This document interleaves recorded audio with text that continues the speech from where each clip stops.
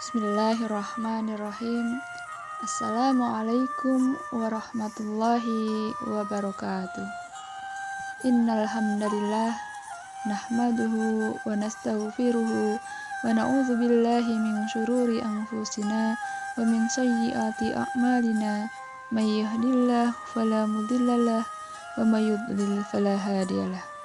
Asyhadu an la ilaha illallah wa asyhadu anna Muhammadan abduhu wa rasuluh la nabiyya ba'dah.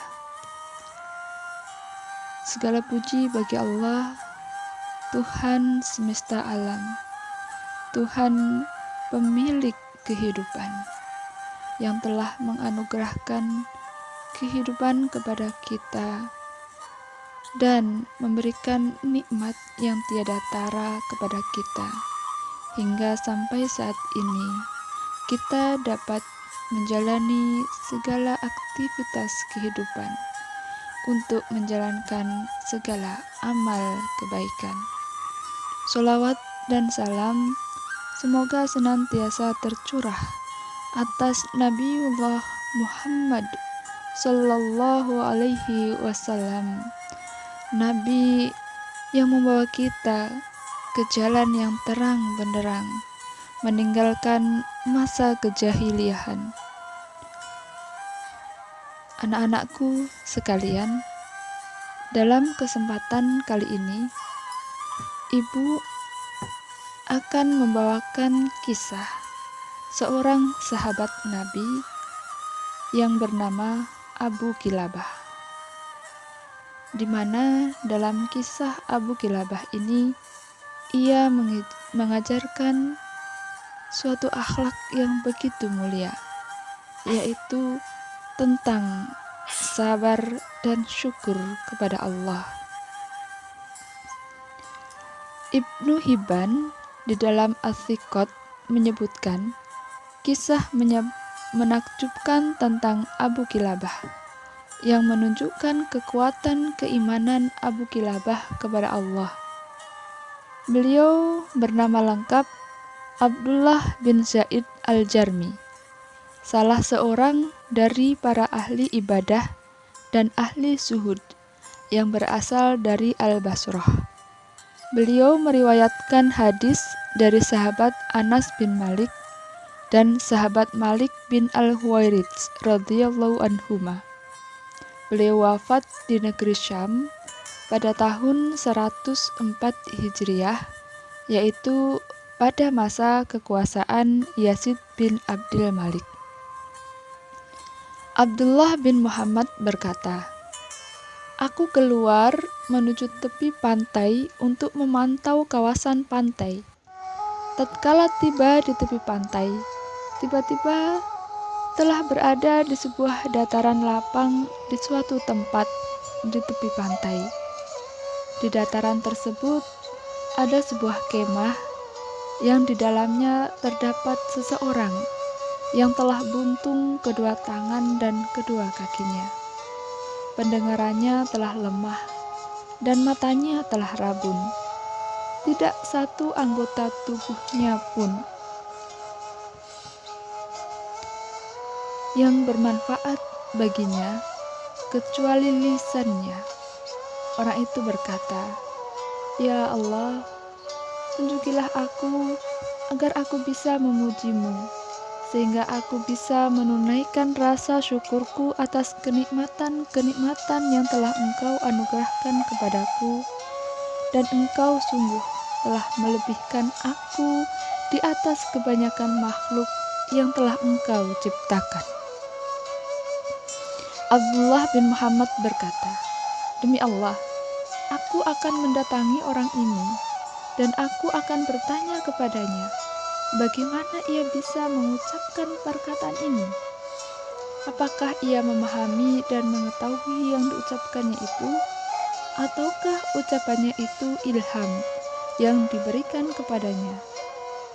Aku pun mendatangi, lalu mengucapkan salam kepadanya. Kukatakan kepadanya, "Aku mendengar engkau berkata, 'Ya Allah, tunjukilah aku agar aku bisa memujimu, sehingga aku bisa menunaikan rasa syukurku atas kenikmatan-kenikmatan yang telah Engkau anugerahkan kepadaku.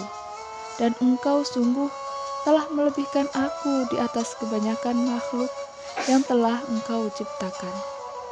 Nikmat manakah yang telah Allah anugerahkan kepadamu sehingga engkau memuji Allah atas nikmat tersebut? Kelebihan apakah yang telah Allah anugerahkan kepadamu sehingga engkau mensyukurinya? Orang itu menjawab, tidakkah engkau melihat yang telah dilakukan Rabbku kepadaku? Demi Allah, seandainya ia mengirim halilintar kepadaku sehingga membakar tubuhku, atau memerintahkan gunung-gunung untuk menindihku sehingga menghancurkan tubuhku, atau memerintahkan laut untuk menenggelamkan aku, atau memerintahkan bumi untuk menelan tubuhku, maka tidaklah semua itu kecuali semakin membuat aku bersyukur kepadanya, karena ia telah memberikan kenikmatan kepadaku berupa lidahku ini. Namun wahai hamba Allah, engkau telah mendatangiku, maka aku perlu bantuanmu. Engkau telah melihat keadaanku. Aku tidak mampu untuk membantu diriku sendiri atau mencegah diriku dari gangguan. Aku tidak bisa berbuat apa-apa. Aku memiliki seorang anak yang selalu melayaniku. Saat tiba waktu sholat, ia mewudukan aku. Jika aku lapar, ia menyuapiku. Jika aku haus, ia memberi aku minum. Namun sudah 3 hari ini aku kehilangan dirinya. Maka tolonglah engkau mencari kabar tentangnya. Semoga Allah merahmati engkau. Aku berkata, demi Allah, tidaklah seorang berjalan menunaikan keperluan seorang saudaranya, dan ia memperoleh pahala yang sangat besar di sisi Allah. Lantas pahalanya lebih besar dari seorang yang berjalan untuk menunaikan keperluan dan kebutuhan orang yang seperti engkau. Maka aku pun berjalan mencari anak orang tersebut. Hingga tidak jauh dari tempat itu, aku sampai di suatu gundukan pasir. Tiba-tiba aku mendapati anak orang tersebut telah diterkam dan dimakan binatang buas. Aku pun mengucapkan inna lillahi wa inna ilaihi raji'un. Aku berkata, bagaimana aku mengabarkan kejadian ini kepada orang tersebut? Tatkala aku tengah kembali menuju orang tersebut, maka terlintas di benakku kisah Nabi Ayub alaihi salam. Begitu aku menemui orang tersebut, maka aku pun mengucapkan salam kepadanya. Dia menjawab salamku dan bertanya, bukankah engkau orang yang tadi menemuiku? Aku menjawab, benar.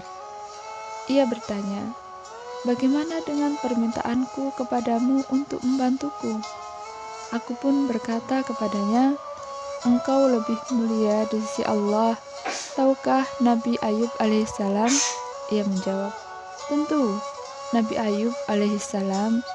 Aku bertanya, tahukah engkau cobaan yang telah diberikan Allah kepada Nabi Ayub? Bukankah Allah telah mengujinya dengan hartanya, keluarganya, serta anaknya? Orang itu menjawab, tentu aku tahu. Aku bertanya, bagaimanakah sikap Nabi Ayub dengan cobaan tersebut? Ia menjawab, Nabi Ayub bersabar, bersyukur dan memuji Allah. Aku berkata, tidak hanya itu, bahkan ia dijauhi oleh karib kerabatnya dan sahabat-sahabatnya. Ia menimpali benar. Aku bertanya, bagaimana sikapnya? Ia menjawab, ia bersabar, bersyukur, dan memuji Allah. Aku berkata, tidak hanya itu, Allah menjadikan ia menjadi bahan ejekan dan gunjingan orang-orang yang lewat di jalan. Tahukah engkau tentang hal itu? Ia menjawab, iya. Aku bertanya, bagaimanakah sikap Nabi Ayub? Ia menjawab, ia bersabar, bersyukur, dan memuji Allah. Langsung saja jelaskan maksudmu. Semoga Allah merahmatimu. Aku pun berkata, sesungguhnya putramu telah aku temukan di antara gundukan pasir dalam keadaan telah diterkam dan dimakan binatang buas. Semoga Allah melipat gandakan pahala bagimu dan menyabarkan engkau. Orang itu berkata, "Segala puji bagi Allah yang tidak menciptakan bagiku keturunan yang bermaksiat kepadanya." Lalu ia menyiksanya dengan api neraka. Kemudian ia berkata, "Inna lillahi wa inna ilaihi raji'un." Lalu ia menarik nafas yang panjang. Kemudian ia pun meninggal dunia. Aku berkata, "Inna lillahi wa inna ilaihi raji'un." Besar musibahku. Orang seperti ini, jika aku biarkan begitu saja, maka akan dimakan binatang buas. Dan jika aku hanya duduk, maka aku tidak bisa melakukan apa-apa. Lalu aku pun menyelumutinya dengan kain yang ada di tubuhku, dan aku duduk di dekat kepalanya sambil menangis. Tiba-tiba datang kepadaku 4 orang dan berkata kepadaku, "Wahai Abdullah, ada apa denganmu? Apa yang telah terjadi?" Aku pun menceritakan kepada mereka yang telah aku alami. Lalu mereka berkata, "Bukalah wajah orang itu, siapa tahu kami mengenalnya." Aku pun membuka wajahnya, lalu mereka pun bersyukur mencium keningnya, mencium tangannya. Lalu mereka berkata, "Demi Allah, matanya selalu tunduk dari melihat hal-hal yang diharamkan Allah. Demi Allah, tubuhnya selalu sujud tatkala orang-orang dalam keadaan tidur." Aku bertanya kepada mereka, "Siapakah orang ini? Semoga Allah merahmati kalian."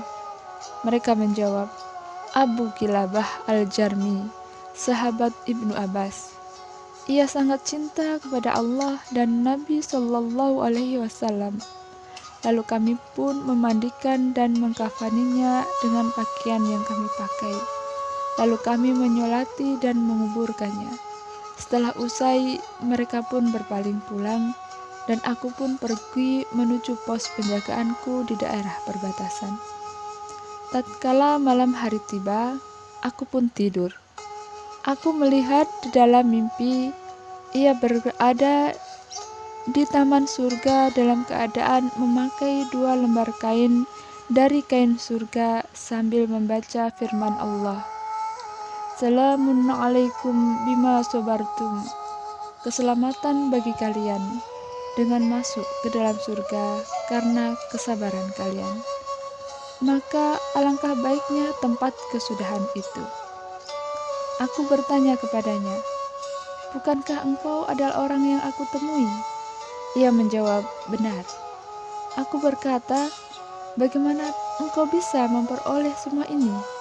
Ia menjawab, "Sesungguhnya Allah menyediakan derajat-derajat kemuliaan yang tinggi, yang tidak bisa diperoleh kecuali dengan sikap sabar tatkala ditimpa bencana, dan rasa syukur tatkala dalam keadaan lapang, dan tentram bersama dengan rasa takut kepada Allah, baik dalam keadaan sendirian maupun dalam keadaan di depan khalayak ramai." Anak-anakku sekalian, demikianlah kisah sahabat Nabi yang bernama Abu Kilabah, yang senantiasa bersabar, bersyukur, dan lisannya senantiasa memuji Allah atas segala karunia Allah kepadanya.